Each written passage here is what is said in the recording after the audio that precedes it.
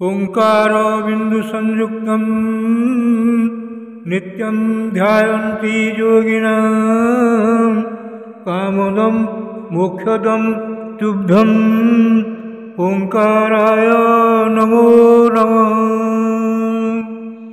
गुरु ब्रह्मा गुरुर्विष्णु गुरुदेव महेश्वर गुरु साक्षात् परं ब्रह्म तस्मै श्री गुरवे नमः। अज्ञानतिमिरान्धस्य ज्ञानाञ्जनशलाकया चक्षुरुन्मीलितं येन तस्मै श्री गुरवे नमः। अखण्डमण्डलाकारं व्याप्तं येन चराचरं तत्पदं दर्शितं येन तस्मै श्री गुरवे नमः। ध्यानमूलं गुरोर्मूर्ति पूजामूलं गुरोर्पदं मंत्रमूलं गुरोर्वाक्यं मोक्षमूलं गुरोर्कृपा। ब्रह्मानन्दं परमसुखदं केवलं ज्ञानमूर्ति द्वन्द्वातीतं गगनसदृशं तत्त्वम् अस्यादिलक्ष्यम्। एकं नित्यं विमलमचलं सर्वधी साक्षीभूतं भावातीतं त्रिगुणरहितं सद्गुरुं तं नमामि। मन्नाथ श्री जगन्नाथ मद्गुरु श्री जगद्गुरु मदात्मा सर्वभूतात्मा तस्मै श्री गुरवे नमः। जंदारु ब्रह्ममूर्ति प्रणवतनुदरं सर्ववेदान्तसारं भक्तानां कल्पवृक्ष भवजलतरणी सर्वतत्त्वानुतत्त्वं योगीनां हंसतत्त्वं हरिहरनमितं श्रीपति वैष्णवानां शैवानां भैरवश्च पशुपति परमशक्तितत्त्वं च शाक्तं बौद्धानां बुद्धसाक्षात् वृषभजतिवर जैनसिद्धान्तसारं तं देव पातु नित्यं कलिकलुषहरं नीलशैलाधिनाथम्। अथ श्रीमद्भागवत महापुराण सप्तम स्कंध चतुर्थोध्याय। हिरण्यकशिपुर अत्याचार एवं प्रह्लादों का गुण वर्णना। नारायणं नमस्कृत्यं नरं चैव नरोत्तमं देवीं सरस्वतीं व्यासं ततो जयोमुदीरयेत्। मूकं करोति वाचालं पङ्गुं लङ्घयते गिरिं यत्कृपातमहं वन्दे परमानन्दमाधवं। निगमो कल्पतरोर्गलितं फलं सुखमुखातमृतं द्रवसंयुतं पिबतं भागवतं रसमालयं मुहुर्मुहुः रसिका भुवि भावुकाः। नारद उवाच एवं वृतः शतधृतिः हिरण्यकशिपो रथ प्रादात् तत्तपसा प्रीतो वरांस्तस्य सुदुर्लभान्। ब्रह्मोवाच ताते मे दुर्लभः पुंसां जान वृणीषे वरान् मम तथापि वितराम्यङ्ग वरान् यदपि दुर्लभान्। ततो जगाम भगवान् अमोघानुग्रहो विभु पूजितो सुरवर्येण स्तूयमानः प्रजेश्वरैः। एवं लब्धवरो दैत्यो बिभ्रद्धेम् अमयं वपुः भगवत्य करोद्वेषं भ्रातृवधमनुस्मरन्। स विजित्य दिशः सर्वा लोकांश्च त्रीन्महासुरः देवासुर मनुष्येन्द्रान् गन्धर्वगरुडोरगान्। सिद्धचारण विद्याध्रा नृसिन् पितृपतिन्मुनुन् जक्ष रक्ष पिशाचेशान् प्रेतभूतपतिनथ। सर्वसत्त्वपतिं जित्वा वशमानीय विश्वजित् जहार लोकपालानां स्थानानि स तेजसा। देवोद्यानश्रिया जुष्टम् अध्यास्ते स्म त्रिविष्टपं महेन्द्रभवन साक्षात् निर्मितं विश्वकर्मणा। त्रैलोक्यलक्ष्मायतनं मध्युवासा किलर्जिमत् जत्र विद्रुमसोपाना महाभारकथा भुव जत्र स्फाटिककुड्यानि वैदुर्यस्तम्भपङ्क्तयः जत्र चित्रवितानानि पद्मरागासनानि च पयःफेनो निभासज्जा मुक्तादामोपरिच्छदा कुजभिर्नुपुरैर्देव्य शब्दयन्तः इतस्ततः रत्नस्थलेषु पश्यन्ति सुदति सुन्दरं मुखम् तस्मिन् महेन्द्रभवने महाबलो महामना निर्जितलोकैकराट् रेमेभिवन्द्याङ्घ्रियुगः सुरादिभिः प्रतापितैरुर्जितचण्डशासनः तमङ्गमत्तं मधुनोरुगन्धिना बिवृत्तताम्राख्यम् अशेषधिस्न्यपापा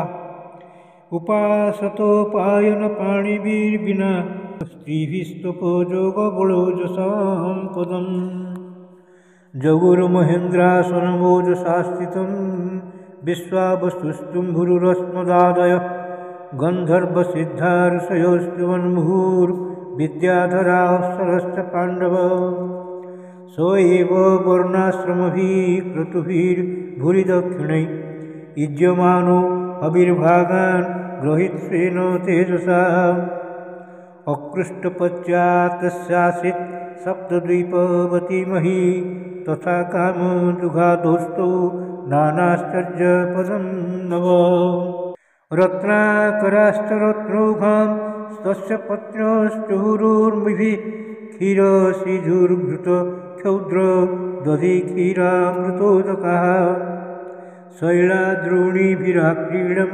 सर्वोर्तुषु गुणान्द्रुमा दधार लोकपालानाम् एक एव पृथक् गुणान् स इत्थं निजितकुल वेकरात् विषयान् प्रियान् यथोपजो सम्भुञ्जानो नातृप्य ददितेन्द्रियः एवं ऐश्वर्यमत्तस्य दृप्तस्य शास्त्रवर्तिनः कालो महान् व्यतीयाय ब्रह्मशापम् उपेयसः तस्योग्रदण्डसंविघ्नः सर्वे लोकाः सपालकाः अन्यत्रा लब्धशरणः शरणं जजरुच्युतम् तस्मै नमोऽस्तु काष्ठायै यत्रात्मा हरिरीश्वर जद्गत्वा न निवर्तन्ते सन्तः सन्न्यासिनो मूढाः इति ते संयतात्मानः समाहितधियो मूढा उपतस्तुर्हृषीकेशं विनिद्रा वायुभोजना तेषामाविर्भूतवाणी अरूपा मेघनिस्वना सन्नादयन्ति ककुभ साधूनामभयङ्करी मा भयष्टविबुधश्रेष्ठा सर्वेषां भद्रमस्तु मद्दर्शनं हि भूतानां सर्वस्यैवोपपत्तये ज्ञातुमेतस्य दौरात्म्यं दैतेयापसदस्य च तस्य शान्तिं करिष्यामि कालं तावत् प्रतीक्षत यदा देवेषु वेदेषु गोषु विप्रेषु साधुषु धर्मे मयि च विद्वेषः सभासु विनश्यति नैर्वेराय प्रशान्ताय स्वसुताय महात्मने प्रह्लादाय यदा द्रुह्येत् निक्षेप्यपि वरोर्जितम् नारद उवाच इत्युक्ता लोकगुरुणा तं प्रणम्य दिवौकश न्यवर्तन्त गतद्वेगा मेनिर्चासुरं हतम् तस्य दैत्यपतेः पुत्रः चत्वारः परमाद्भुता प्रह्लादो गुणाः तेषां गुणैर्महत् उपासकः ब्रह्मण्यशीलसम्पन्नः सत्यसन्धो जितेन्द्रियः आत्मवत् सर्वभूतानाम् एकः प्रियः सुत्तमः दासवत् सन्नतार्जाञ्जिः पितृवद्दिनवत्सलः भातृभ्रातृवत् सदृशे स्निग्धो गुरुश्रीश्वरभावनः विद्यार्थरूपजन्माढ्यो मानस्तम्भविवर्जितः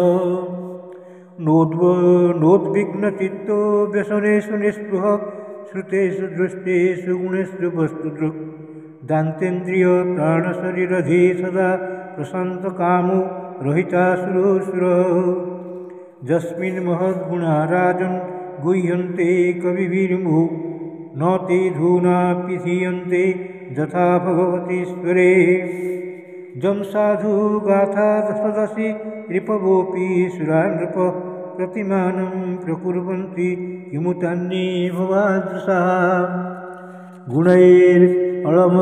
गुणैरळम संख्यैर्महात्मन् तस्य श्रुत्यते वासुदेवे भगवति यस्य नैसर्गिकी रतिः नस्तक्रीडनको बालो जडवत् तन्मनस्तया कृष्णग्रह गृहीतात्मा न वेद जगदीदृशम् आसीन पर्यटन्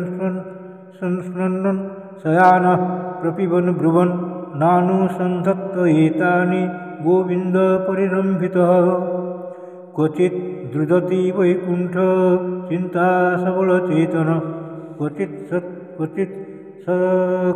धसति तच्चिन्ता आह्लाद उद्गायति क्वचित् नदति क्वचित् उत्कण्ठो विलज्जो नृत्यति क्वचित् तद्भावनायुक्त स्तन्वयोनुचकारः क्वचित् उत्पुलकस्तुष्णे मास्ते संस्पर्शनिर्वृतः अस्पन्द प्रणयानन्द सलिला मिलिते क्षणः स उत्तम श्लोकोपदारविन्दयो निषेयवया किञ्चन सङ्गलब्धया तन्नन् परां निर्वृतिमात्मनमुहुर्दुःसङ्गदीनान् नमनः समं दधात् तस्मिन् महाभागवते महाभागे महात्मनि हिरण्यकशिपुराजन् अकरोद अगात्मघमात्मजे युधिष्ठिर उवाच देवर्षि एतदिच्छामो वेदितुं तव सुव्रत जदात्मजाय शुद्धाय पिता दात् साधवे ह्यगन् पुत्रान् विप्रतिकुलान् स्वान् पितरः पुत्रवत्सला उपालभन्ते शिक्षार्थं नैवाहमपरो यथा किमुतानुवसान् साधुन् तादृशान् गुरुदेवतान् एतत् कौतूहलं ब्रह्मन् अस्माकं विधम प्रभो पितुः पुत्राय यद्वेषो मरणाय प्रयोजितः इति श्रीमद्भागवते महापुराणे पारमहंस्यां संहितायां सप्तमस्कन्धे प्रह्लादचरिते चतुर्थोऽध्यायः भीमस्यापि रणे भङ्गो मुनेऽपि मतिभ्रमं यदि शुद्धं अशुद्धं वा मम दोषो न विद्यते श्रीकृष्णार्पणमस्तु श्रीकृष्णार्पणमस्तु श्रीकृष्णार्पणमस्तु।